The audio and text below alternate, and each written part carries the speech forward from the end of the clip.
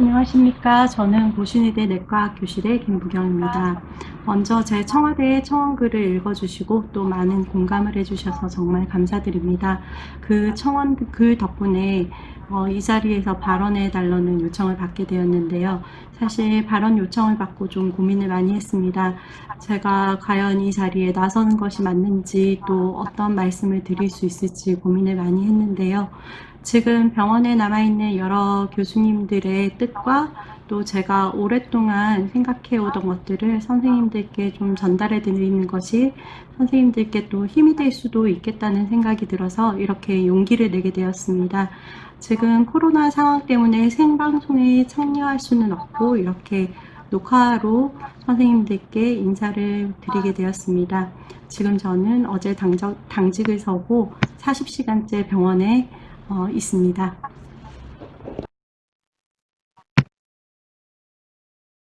저는 사실 2000년 의학부덕 세대인데요. 그때부터 지금까지 계속 의사들은 뭔가 얻었다기보다 항상 뭔가를 잃고 있는 것 같습니다. 그 이유 중에 가장 큰 것이 의사의 다양한 직군이 있고 또 그 직군 간에 화합을 하지 못한 그런 탓도 있다고 생각합니다. 하지만 지금처럼 모든 의사의 직군이 하나 되었던 적도 없는 것 같습니다. 그래서 지금 저희 병원 안에 많은 교수님들이 의협 집행부 여러분과 그리고 전공 여러분의 이 투쟁을 굉장히 응원하고 있다는 것을 먼저 말씀드리고 싶습니다. 그렇다면 제가 말씀드리고 싶은 것 중에 가장 먼저는 정부가 왜 이런 정책을 추진하는지를 알고 우리가 어떻게 대응해야 되는지 제 생각을 말씀드리도록 하겠습니다. 사실 이 공공의료 대학원 정책은 2020년 7월 23일에 이런 기사가 났던데요.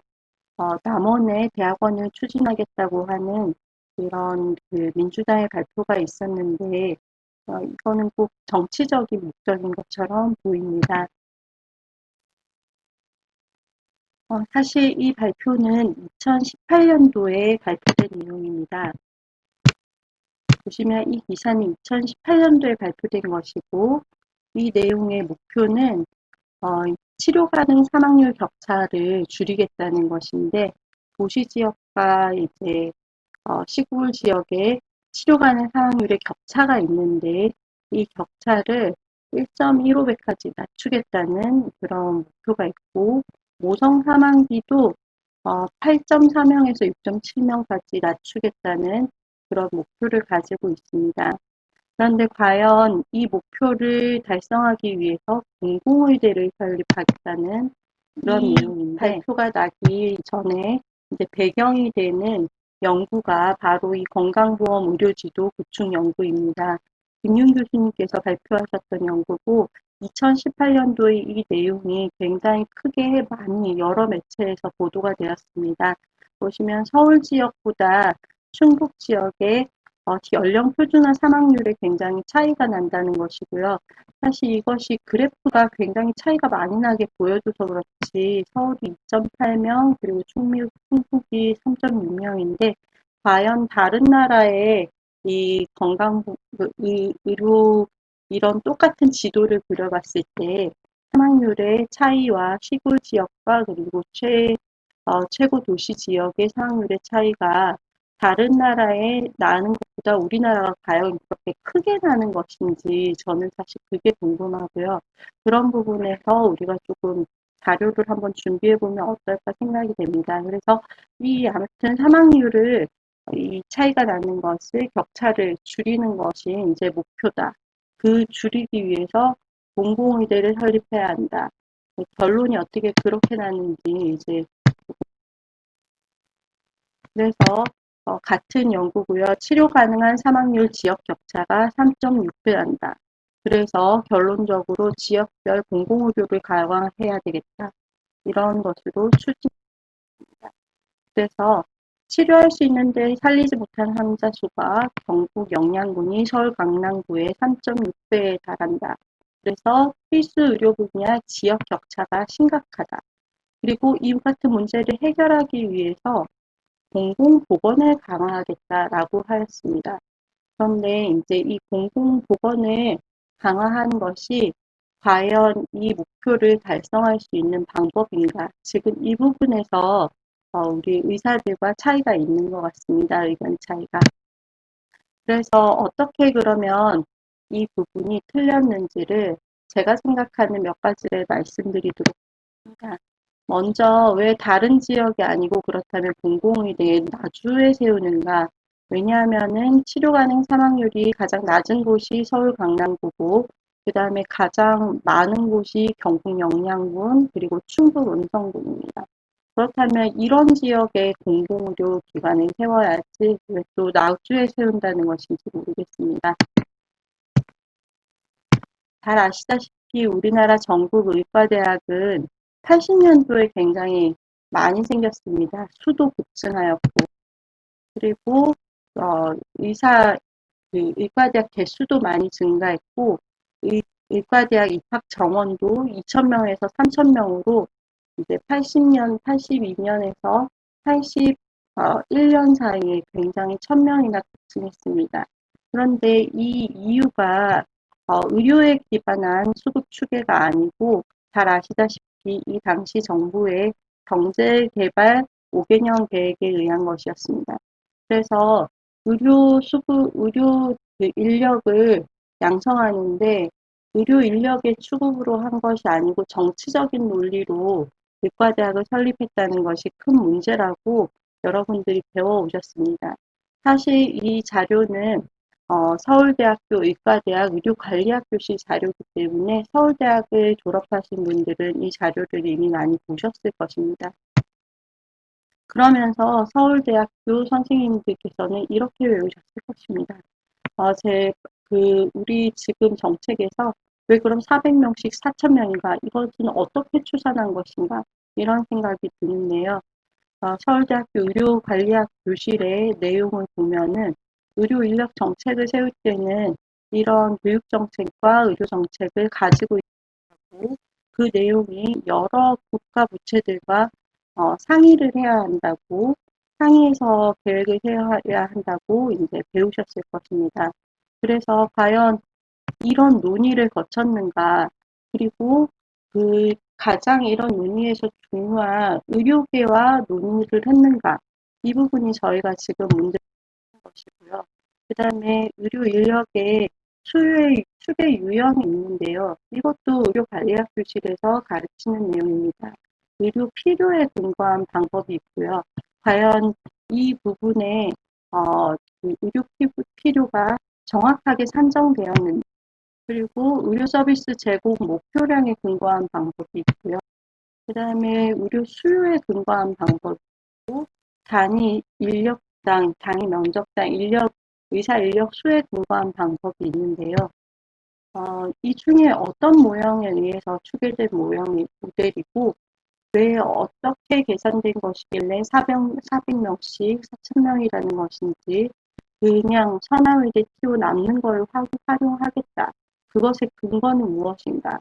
이런 것들을 조금 여쭤봐 주셨으면 좋겠습니다. 또 구체적인 교육 내용 및 훈련 내용이 굉장히 중요한데 사실 의과대학만 지으면 그냥 의사가 양성되는 것이 아닙니다. 이 사람들을 교육시킬 만한 교수는 어떻게 수급할 것인지 또 실습을 시킬 만한 병원이 있는가?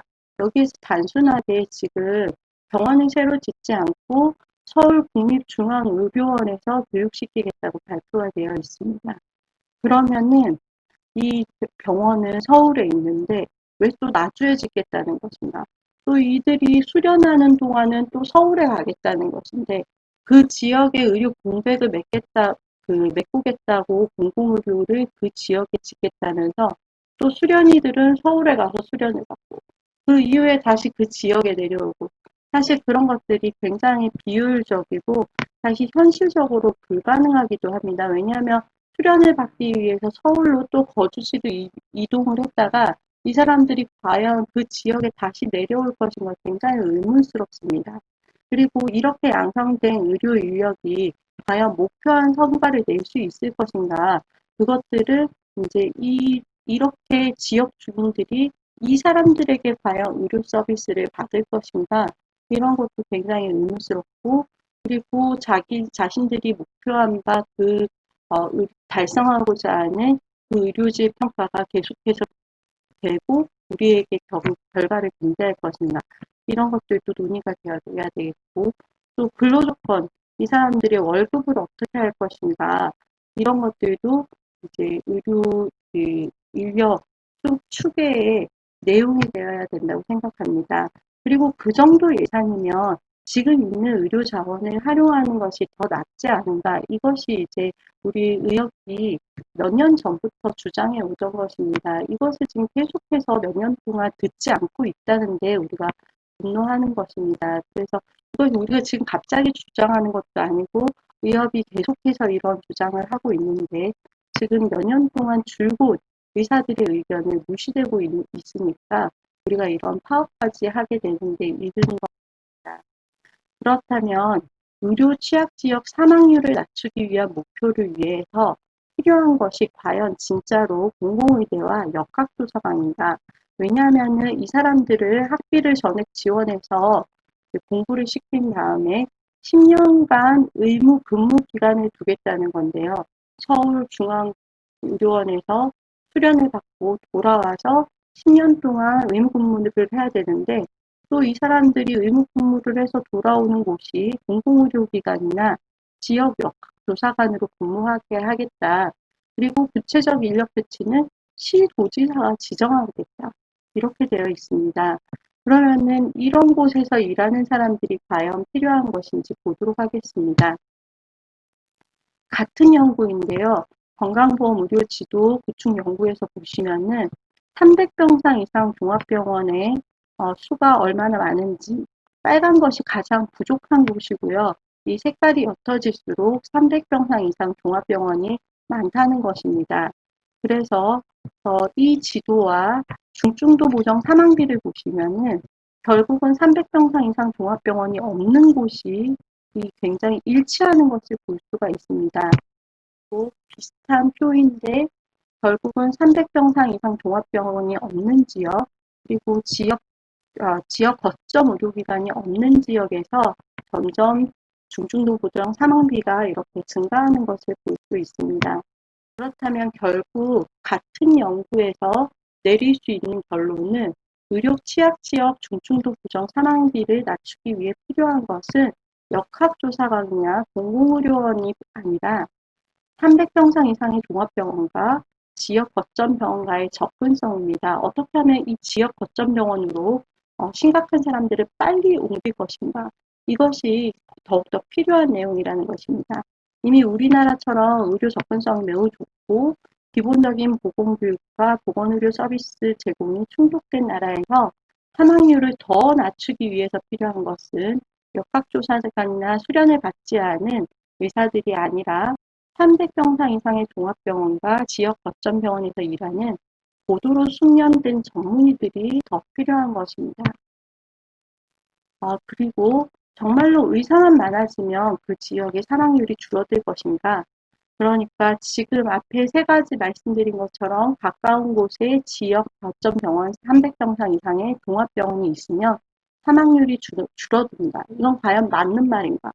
보건소에서 근무하는 인력이 적어서 이런 사망률의 차이가 나는 것입니다. 보도록 하겠습니다. 이것은 부산인데요. 부산의 심장질환 사망률의 지역별 차이가 납니다. 가장 사망률이 높은 곳이 서구, 영도구, 동구 이렇게가 되겠습니다. 그런데 여기서 이런 지도를 그려놓고 결론을 뭐라고 내냐면은 이 지역에 보건소 인력이 부족하기 때문이다. 그래서 심장질환 사망률이 늘어나는 거다.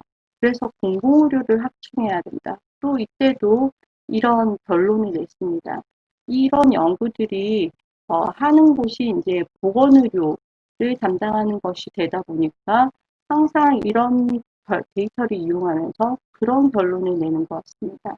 논리적 비약이 이제 심한 거죠. 보시면은 서구에 부산대학교 병원 1300병상의 지역 거점 병원이 있습니다. 그리고 고신대학교 병원 거의 1000병상이죠. 그리고 동아대학교 병원도 이 서구에 세 개의 의과대학 병원이 모두 몰려 있습니다. 그리고 이 인제대학교 병원도 부산 진구에 있는데 보시면 가까운 곳에 300병상 이상의 종합병원, 지역 거점 병원이 있지만 이곳의 사망률이 높습니다.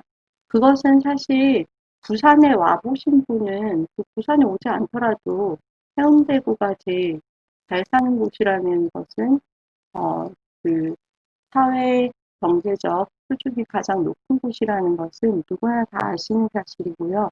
이 서구, 영도구, 동구가 어떤 곳인지는 부산에 살아보신 분 다 아실 것입니다. 보시면 생활 여건 결핍 지역을 조사한 바가 있는데요. 결핍 상위 20%에 해당하는 지역이 이 지역에 몰려 있습니다. 특히 소득 결핍이 영도구, 동구의 결핍 집중되어 있고요. 그리고 주거가 동래 해운대구가 가장 양호하더라는 것입니다. 그리고 부산에 계신 분들은 아실 텐데 이 지역은 굉장히 열악한 주거 환경이 열악한 곳입니다. 이 주택이 그냥 이 사진에는 평면으로 보이지만 굉장히 가파른 비탈길에 있는 주택 지역이고 그리고 골목이 굉장히 좁습니다. 이런 골목에는 소방차가 들어갈 수가 없습니다. 그래서 아마 그 그 환자가 발생을 해도 이 사람들을 이송하기 위한 구급차가 들어갈 수 없는 그런 주거 취약 지역에 해당하는 지역입니다. 그렇기 지역 사망률에 결정적 역할을 하는 것은 사회 경제적 요인이지 지역의사와 공공병원이 아닙니다. 공공병원의 설립 목표가 진정 지역 사망률의 감소라면 취약계층의 사회 경제적 요인을 방안에 참는 것이 더 합당하지 않을까 생각합니다. 그래서 제가 의협집행부와 지금 전공의 선생님들 집행부에 어, 부탁을 드리고 싶은 것은 문제 해결을 위해 정부보다 더 나은 대안이 있어야 우리의 요구를 들어줄 것입니다. 그래서 좀 이런 것들을 확인해 주시길 부탁드립니다. 정부가 이 정책을 추진하는 이유가 정말로 취약 지역의 사망률 감소가 원하는 것인지 또 기피 대상 필수 의료과 의료 인력 충족이 원하는 것인지 이것들을 확인해 주시고 이것이 정말 정부가 원하는 것이라면 그 각각에 해당하는 의사들의 정말 구체적이고 더 나은 대안을 제시해 주셨으면 좋겠습니다. 그래서 이 부분들을 생각해 주시면 좋겠고요. 그리고 이제 선생님들께 이제 응원의 메시지 드립니다. 전공의 파업에 대해서 국민들이 지금 많은 이해가 부족하지만 그렇지만 그 어떤 때보다도 왜 그러는지 의사 선생님들에게도 이유가 있다. 이런 그 의견도 조금씩 커지고 있는 그런 상황입니다. 그래서 많은 국민들도 조금씩 관심을 가지기 시작했다는 것은 굉장히 중요하다고 생각하고요. 거기에 힘을 내주셨으면 좋겠습니다. 그리고 이 기사 제목과 같이 많은 교수님들이 응원을 하고 있습니다. 저도 지금 계속해서 병원에서 당직을 서고 있고, 전공의 선생님들의 일을 대신해서 하고 있는데, 아무 교수님도 그것에 대해서 화를 내거나, 그렇지 않습니다. 굉장히 기꺼이 자발적으로 여러분들의 일을 대신해 주고 있고, 그리고 응원을 하고 있습니다. 왜냐하면은 지금의 실현하려는 이 정책이 너무나 의사들이 보기에 옳지 않고 부당하기 때문입니다. 그래서 아직까지는 견딜만 하니까 뜻을 이루고 돌아오도록 이런 생각도 있지만 한편으로는 우리가 언제 죽을지 모르니까 좀 빨리 돌아왔으면 하는 마음도 있습니다. 그렇지만 이 기회를 이용해서 가장 중요한 것은 정부와 언론과 국민들께 제대로 된 내용과 뜻을 당당히 알려주셨으면 좋겠습니다. 그렇게 하기 위해서는 우리가 좀 주도 면밀할 필요가 있는데요. 우리끼리만 알고 있지 말고 우리가 알고 있는 내용들을 국민들에게 좀 알려줬으면 좋겠습니다. 예를 들면 선생님들께서 나주의 땅을 이미 공공의대를 설립할 땅을 매입했다고 하던데 이런 것들을 여기 JTBC에서 팩트체크라는 것을 유행을 시켰죠. 여기에 제보를 해주셔서 진짜 사실인지 확인을 해 주실 뿐만이 아니라 여러 국민들이 이런 내용을 아셔야 된다고 생각합니다. MBC나 다른 여러 중요한 국민들이 많이 보는 매체에 이런 내용들을 제보를 해 주셔서 팩트 체크를 하도록 해 주셨으면 좋겠습니다. 어제 한의협에서 이런 발표를 했었죠. 한의학을 비하하는 가짜 뉴스를 발표하며 법적 조치를 나설 거다.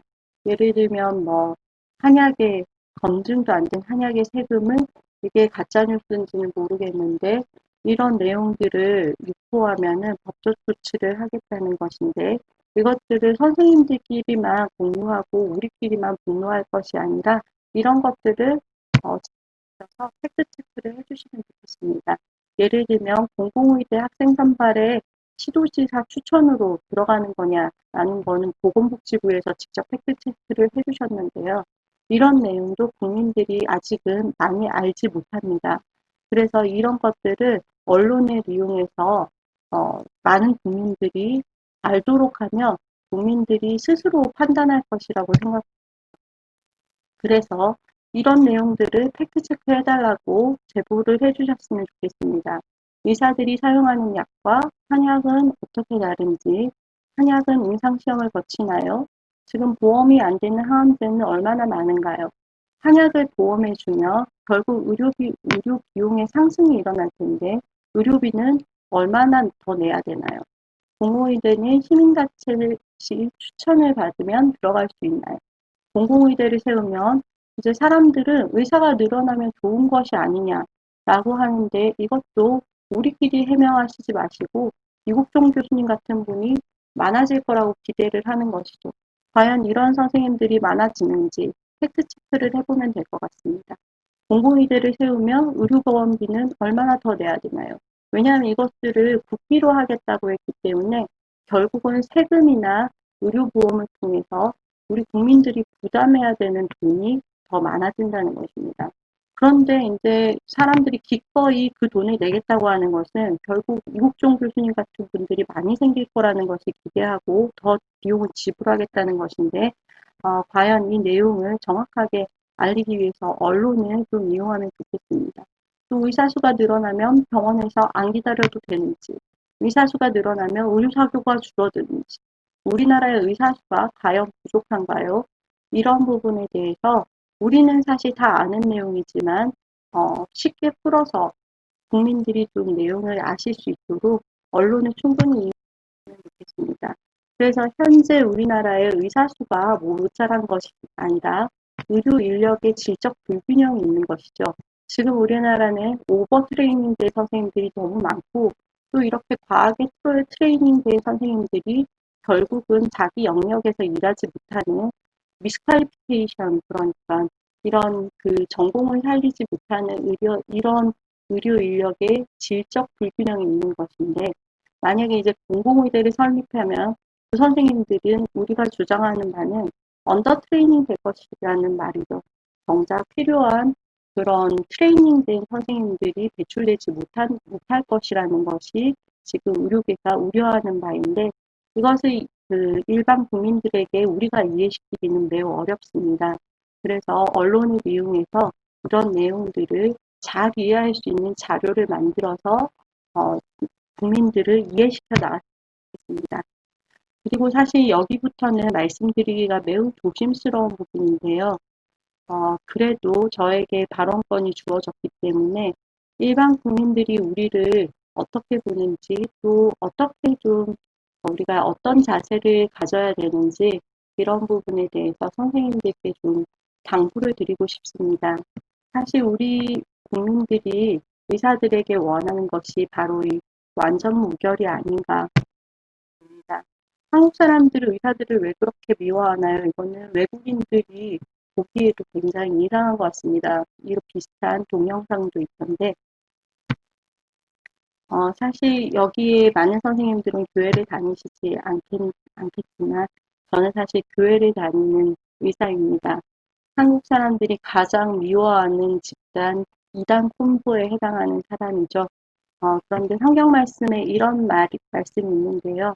무엇에든지 참되며 무엇에든지 경건하며 무엇에든지 옳으며 무엇에든지 정결하며 무엇에든지 사랑받을 만하며 무엇에든지 칭찬받을 만하며 무슨 덕이 있든지 무슨 기림이 있든지 이것들을 생각하라. 이런 말씀이 있는데요.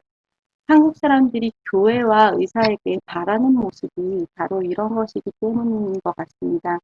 가장 이런 모습이어야 하지 않은가를 바라는 집단이 그런 모습과 조금이라도 일치하지 않으면 기대를 가장 많이 하는 집단이기 때문에 실망을 가장 크게 하는 것이겠죠.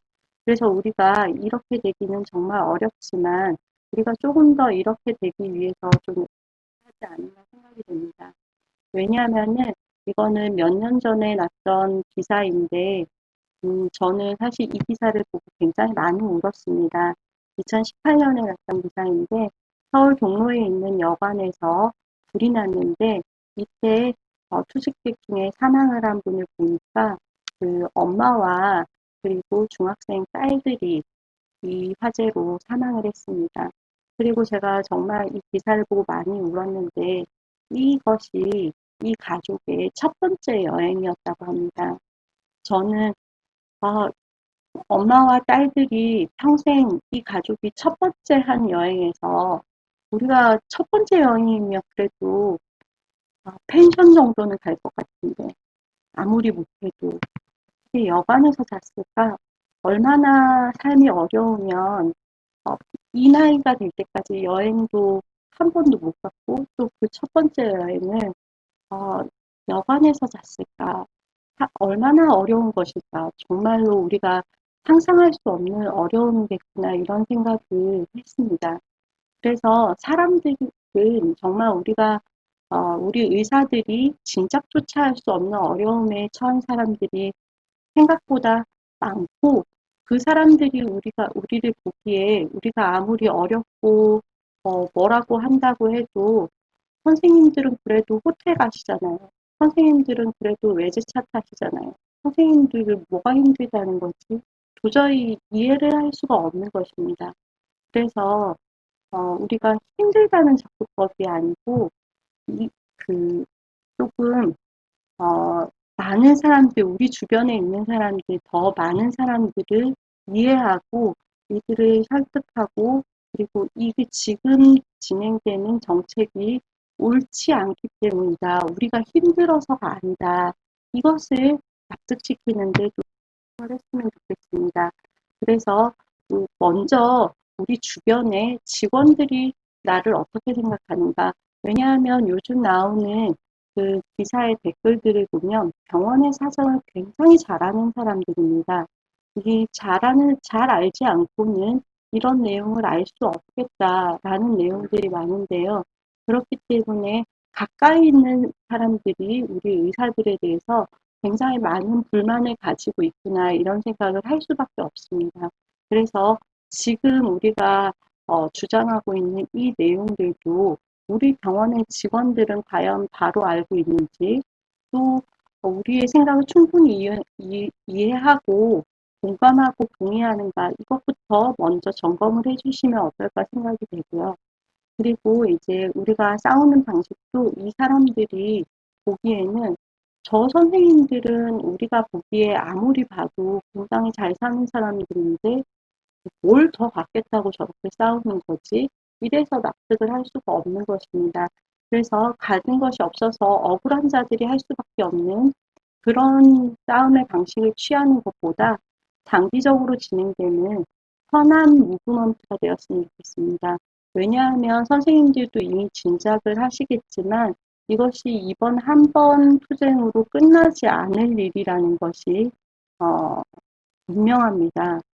굉장히 오랜 시간이 걸릴 것인데 그런 오랜 시간 동안 우리가 계속 어, 파업을 하고 계속 이렇게 투쟁을 할 수는 없지 않겠습니까? 그래서 선한 무브먼트들을 좀 일으켜야 되는 그중에 이제 현재 가장 국민들이 우려하고 집중하시는 것이 바로 이 코로나입니다. 그래서 사실 서울의료원이나 경기의료원, 부산의료원 같은 데는 이미 이때가 2월달, 3월달입니다. 전담병원으로 지정돼서 모든 의료인들이 왜냐하면 코로나 환자가 한 번도 끊어진 적이 없기 때문에 여기에서 코로나 환자들을 진료하느라 사실 너무 지친 상황입니다.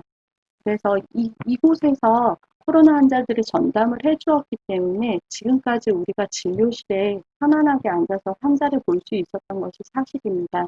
그래서 이 파업 기간 동안이라도 이 선생님들과 자원봉사 같은 것을 해서 손바꿈을 해 주시면 조금 쉴 수 있게 그런 움직임들을 우리가 자발적으로 좀 동참을 하고 또 그런 것들을 언론에 알리고 SNS를 통해서 국민들께 알리고 이런 일들을 하면 어떻게 됩니다.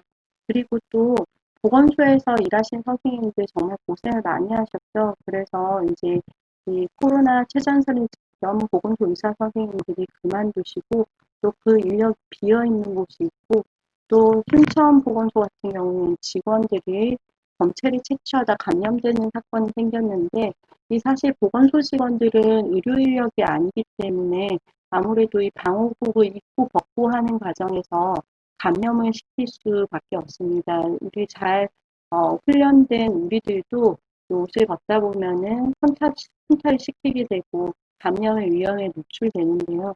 그래서 이런 부분을 우리가 자발적으로 가서 옷을 방호복을 입고 벗고 하는 것들을 교육을 시켜드리기도 하고 필요한 것이 무엇인지 보건소 직원들을 좀 도와주는 그런 것들을 우리가 지금 코로나 상황이 어려운 상황에서 의사들만이 할 수 있는 것들을 찾아서 좀 직접 나서서 도와주면 어떨까 생각이 됩니다.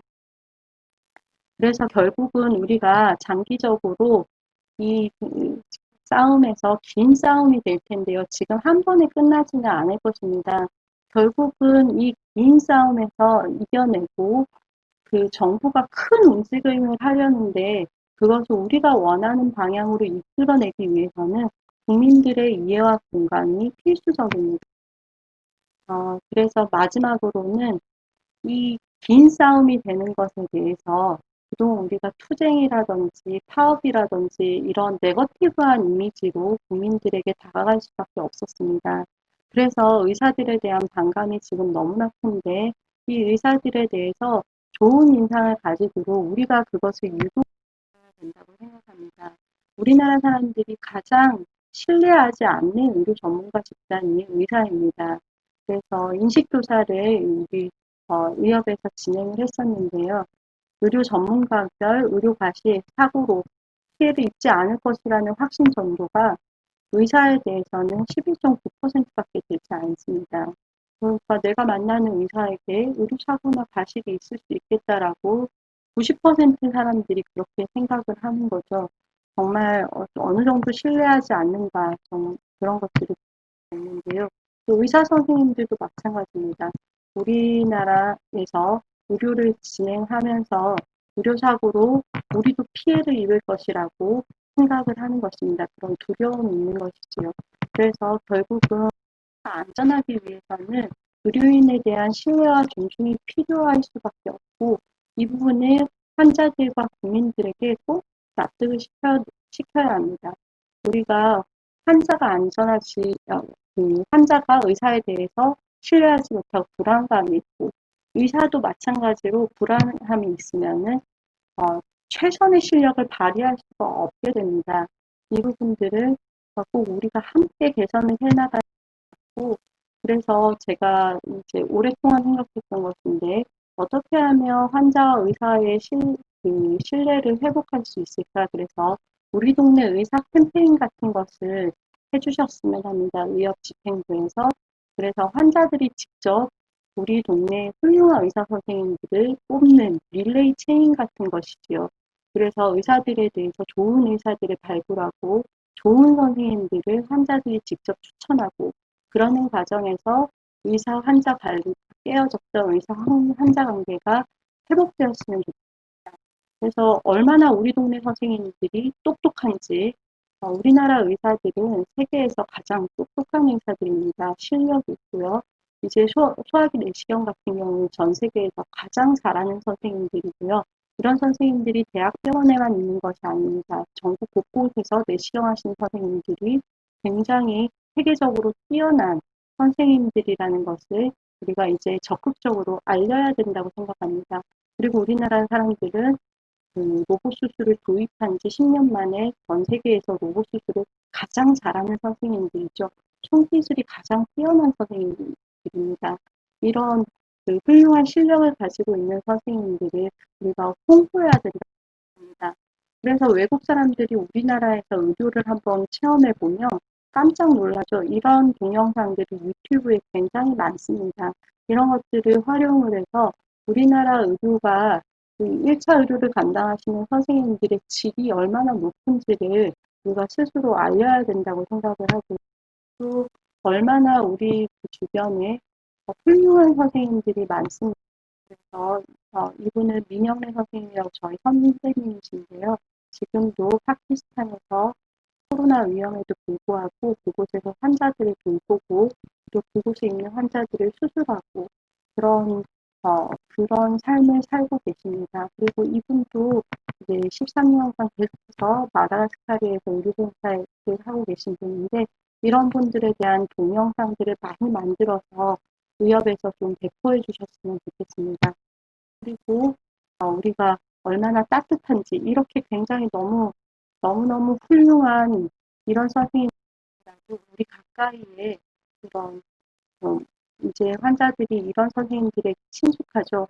이런 선생님들이 드라마에만 있지는 않습니다. 우리 가까이도 이런 선생님들이 분명히 존재하고 그래서 우리 스스로 말하는 것이 아니라 환자분들이 이런 선생님들을 찾아서 발굴해 내주면 계속해서 의사에 대한 좋은 말을 하게 되고 좋은 생각을 하고 그 과정에서 저절로 의사와 환자의 관계가 조금씩 회복되어가는 그런 그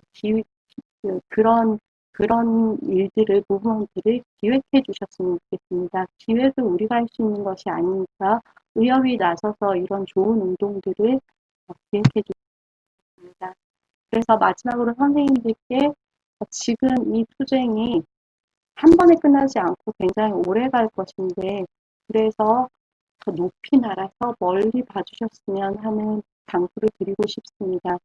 그래서 한 번의 협상에서 끝나지 않더라도 포기하지 않고 계속해서 하고 지금도 이 파업 중에 많이 힘드실 텐데 크게 한번 숨을 쉬시고 멀리 보는 그런 우리들이 되었으면 좋겠습니다. 끝까지 이제 국민들이 지지해주지 않고 지금은 정부가 우리 말을 들어주지 않아도 멀리 보고 그리고 포기하지 않았으면 좋겠습니다. 선생님들 수고가 많으시고 끝까지 응원합니다. 감사합니다.